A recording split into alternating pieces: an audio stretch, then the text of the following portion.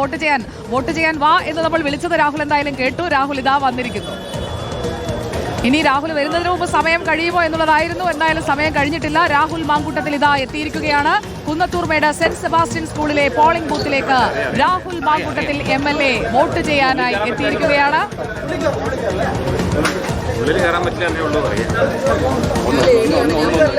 Rahul Mamkootathil vote ചെയ്യാൻ എത്തിയിരിക്കുകയാണ്.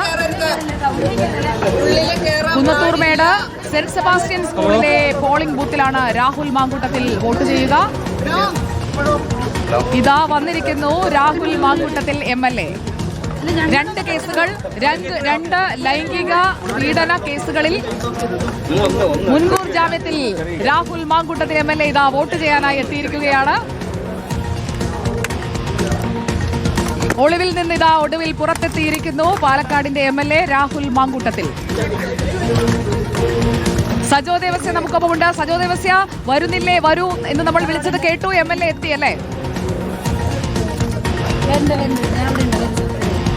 സുജയ, ഉറപ്പായും ഒളിവ് ജീവിതത്തിന് ഇവിടെ താൽക്കാലിക വിരാമം എന്ന് വേണമെങ്കിൽ പറയാം. ഇവിടെ കുന്നത്തൂർമേട് ഡിവിഷൻ ബൂത്ത്, അതായത് സെന്റ് സെബാസ്റ്റ്യൻ പാലക്കാട് നഗരസഭയിൽ 24-ാം വാർഡായ കുന്നത്തൂർമേട് ഡിവിഷനിലാണ് വോട്ട് രേഖപ്പെടുത്തേണ്ടത്. സെന്റ് സെബാസ്റ്റ്യൻ സ്കൂളിലെ ബൂത്തിൽ ഒളിവിൽ കഴിഞ്ഞിരുന്ന നിയമപ്രശ്നങ്ങളൊക്കെ ഒടുവിൽ ഇപ്പോഴെങ്കിലും തൽക്കാലം പുറത്തിറങ്ങി നടക്കുന്നതിന്, വോട്ട് രേഖപ്പെടുത്തുന്നതിന് തടസ്സമൊന്നുമില്ല.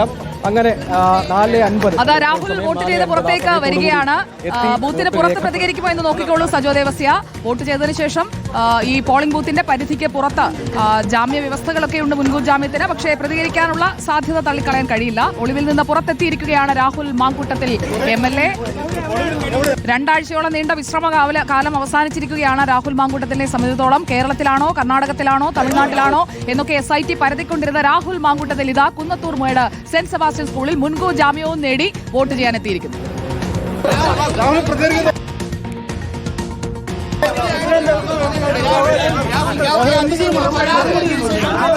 വലിയ തിക്കും തിരക്കുമാണ്.